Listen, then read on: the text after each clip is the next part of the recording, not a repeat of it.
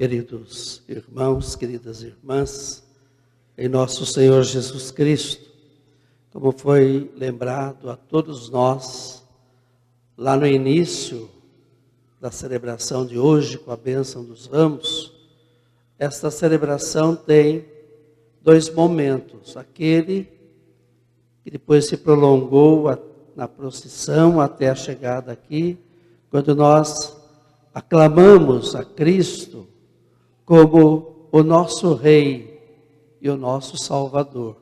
Bendito que vem em nome do Senhor, hosana nas alturas.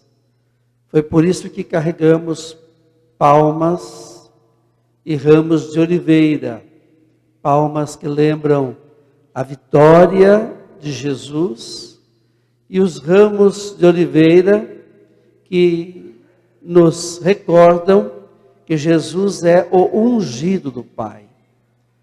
Foi ungido não com óleo de oliveira, mas com o próprio Espírito Santo, mas as oliveiras nos lembram disso. E depois, ao chegarmos a esta igreja catedral, nós demos continuidade com a missa da paixão de Jesus. Nós também temos um domingo da paixão, como vamos ter o domingo da Páscoa, e todos os domingos serão da paixão e da Páscoa, porque sempre na celebração da Eucaristia estão presentes esses dois lados do mistério pascal de Cristo, a sua morte e a sua vitória, a sua ressurreição. Mas hoje é o domingo de Ramos da paixão de Cristo Jesus, nosso Senhor. E agora, eu creio que eu posso propor que nós fixemos o nosso olhar em Jesus e também nos demais personagens que foram mencionados na liturgia da palavra, nas leituras que nós ouvimos, que aqui foram proclamadas. E fazer uma meditação sobre esses personagens. De todos eles, o mais livre é Jesus. Ele estava amarrado, manietado, estava sem liberdade humanamente falando, mas ele é o personagem, a pessoa que aí está na palavra anunciada, que tem total liberdade, plena liberdade. Por isso ele está, apesar das dores que sofre, ele está sereno, tranquilo, não se exalta, não perde a paciência, não grita, não xinga, não por medo, mas porque está sereno. Por quê? Porque ele sabe que ele está em comunhão com o Pai. E sabe que o Pai está em comunhão com ele. Que ele não está sozinho. Apesar de ele dizer aquelas palavras que nós cantamos no Salmo responsorial, que são palavras de um salmo, mas que são aplicadas a Jesus. Meu Deus, por que tu me abandonastes? Não era um grito de desespero, mas era um grito que ele deu, ressoando através da sua boca, o grito de toda a humanidade que sofre, de todos os injustiçados. Ele também era injustiçado, o maior deles, mas ele faz isso em representação de todos, mas com aquela certeza interior de que ele está realizando a vontade do Pai. No texto que eu li hoje de manhã, da carta aos Hebreus, ele também diz aquilo que está no Salmo 40. Tu, Senhor, não quiseste nem oblações, nem sacrifícios, mas tu me deste um corpo. E por isso eu digo, eis que eu venho, ó Deus, para realizar a tua vontade. E isso ele também falou na oração após a ceia, lá no Jardim das Oliveiras, no Getsemane. Pai, se for possível, afaste de mim esse cálice, afasta de mim esse cálice. Mas que não se faça a minha vontade, mas sim a tua vontade. Então, humanamente ele tem dor diante do sofrimento, mas no seu profundo do coração, ele está em sintonia com o Pai, ele quer realizar a vontade do Pai. A primeira leitura é o terceiro canto do servo de Deus, lá do profeta Isaías.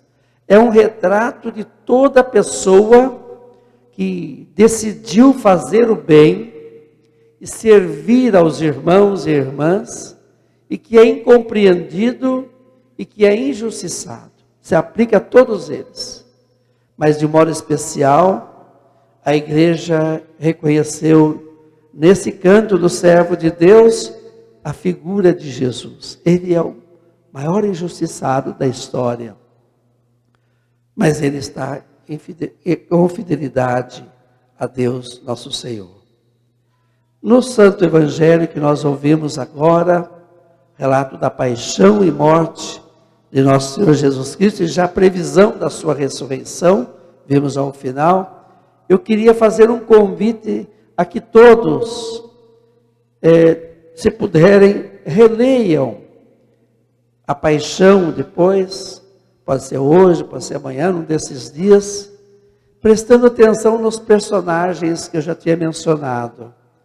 E faça uma revisão, porque eu creio que esses personagens, eles estão aí também sendo um convite à reflexão para nós.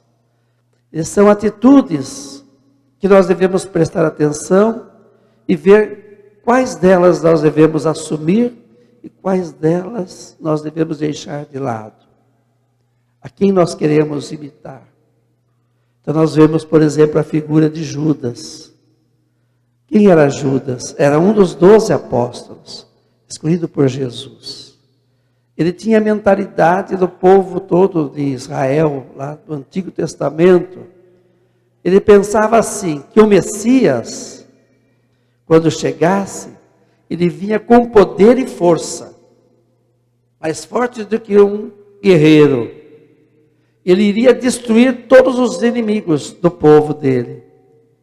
Iria libertar a todos e dar assim uma glória para o seu povo. E ele então tem esse sonho, era isso que ele esperava de Jesus, mas ele fica decepcionado. E ele então vende Jesus, trai Jesus, porque Jesus não correspondeu à expectativa que ele tinha. É bom a gente refletir um pouco. O que a gente espera de Deus? O que a gente espera de Jesus? Que expectativas a gente tem? Para que a gente não se decepcione e não parta para a traição de Jesus. Já que ele não fez do jeito que nós queríamos, então nós o abandonamos e entregamos aos seus inimigos. Simão Pedro.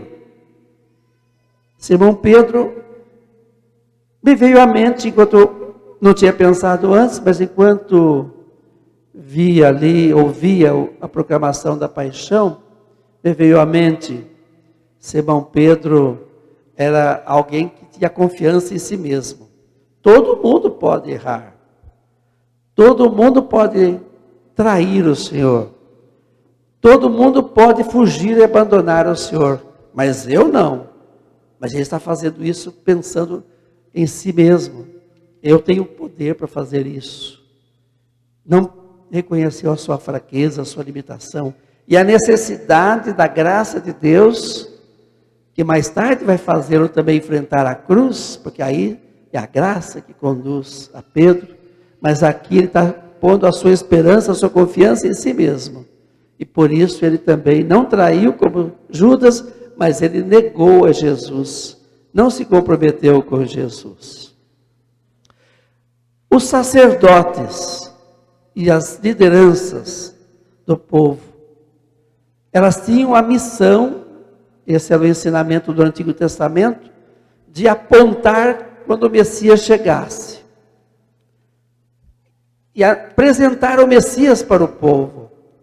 Eles, ao contrário, preferiram realmente manter as suas posições, não reconhecer um maior do que eles, que vinha para realizar a vontade do Pai.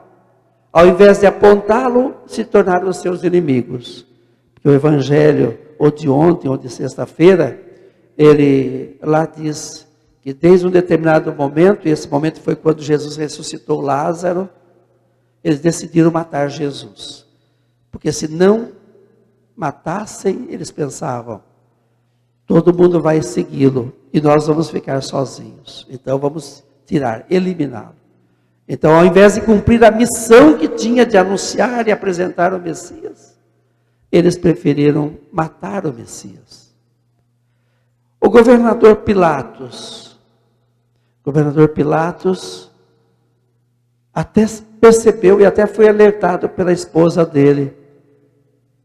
E ele preferiu lavar as mãos e condenar o inocente, porque ficou com medo de colocar em risco o seu cargo, a sua posição social. Então ele se desvencilhou e assinou a sentença de morte de Jesus. Já aquele senhor Simão, mesmo um pouco contra a vontade, sem perceber bem, ele acabou ajudando Jesus a carregar a cruz. As santas mulheres, os apóstolos fugiram por medo, as mulheres foram corajosas e foram até o Calvário acompanhando Jesus. Dos discípulos, segundo a tradição cristã, apenas o mais novo, São João Evangelista, é que também foi ao Calvário. Não está mencionado hoje, mas está mencionado no Evangelho de Sexta-feira Santa por São João. Ele mesmo, que escreveu o quarto Evangelho, ele menciona, embora que ele fale o discípulo amado, não coloque o seu nome, mas ele perseverou. Então, foram perseverantes. Eles representam aí a comunidade cristã, quando ela é fiel a Jesus Cristo. E quando ela vai até o fim, mesmo no meio das dificuldades. E assim há outros personagens. Não vou lembrar todos para não prolongar. Essa homilia deve ser breve, segundo a orientação da igreja. Mas lembrei esses personagens. Por isso que eu, antes de falar delas, eu disse que ia fazer um convite para que todos relessem, prestassem atenção. Prestando atenção assim, o posicionamento deles em relação a Jesus. Nós também devemos pensar no nosso posicionamento diante de Jesus. Quando Jesus é desrespeitado, como é que nós nos posicionamos? Então, em primeiro lugar, nosso posicionamento diante de Jesus.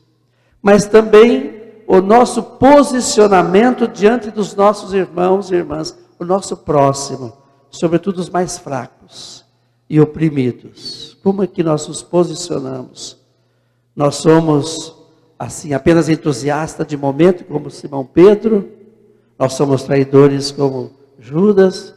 Nós lavamos as mãos como Pilatos? Nós não reconhecemos o bem que ele faz, porque não faz parte do nosso grupo, mas se é um bem deve ser reconhecido, como fizeram os sacerdotes aí da paixão de Cristo, do Evangelho.